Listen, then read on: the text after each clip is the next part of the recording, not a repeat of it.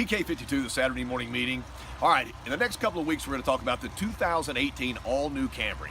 You guys have gone to the launch, or you've done your online test, you've studied the product's on the ground, you're selling the car right now, and you're excited about the new platform, the new direction of Toyota, and we need to talk about that and break it down into the powerful segments that build value in the car.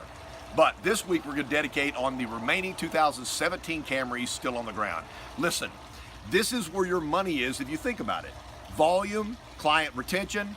If your family was in need of a car right now and you decided to buy a brand new car, look at what we're selling the 17 Camrys for. What a value for even you to purchase. And remember, the pricing and the value of that car is going to stabilize as the 18 starts to level out and we start selling the 18 in volume. So think about this right now. I've been around Toyota for a long time. You guys know this. In 1991, we had a tremendous Camry. The six-cylinder was 156 horsepower. Now, wait a minute, man, that's revolutionary, right? The four-cylinder was 116 horsepower, and we had no problem selling this car. The value of this car was amazing. It was the #1 selling car in America. It was, back then, it was Camry Accord, Camry Accord. Every year there was a race for that top spot, and then the Ford would come in third place. And then we heard about this brand new Camry coming out. Nobody had seen it. Now, back in that day, the launch, we took you guys and educated you on the car before we had it in the dealership, before the customer had ever seen it. So we weren't even allowed to unload that car in an outside environment. We had to do closed tracks with security and then closed carriers to bring the cars in to do the launch for the salespeople. It was dramatic. It was exciting. The car went up to 192 horsepower in a six-cylinder, which was revolutionary. And then we saw the price tag. Over $20,000 for a Camry.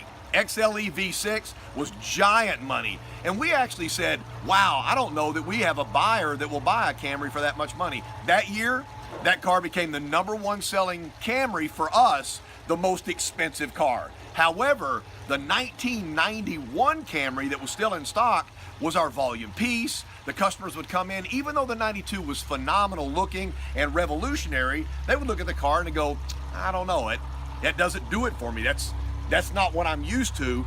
Let me look at the 91, and man, that was a sale. So there will be people, even though this 18 car is phenomenal, will still prefer the 17. You got lists of people that you've missed over the last 6 months. They were a little upside down.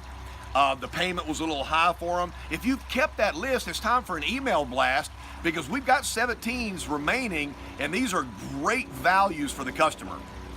Listen, it is time to build your client base. The more people that you have in your client base, the easier your career goes as you go into the future.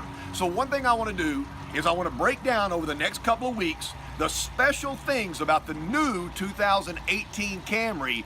But I just wanted a quick message for all of you to understand that do not walk past the 2017. Phenomenal car, been great to the customer, will last forever, price will stabilize, and you'll make your money and retain the client base.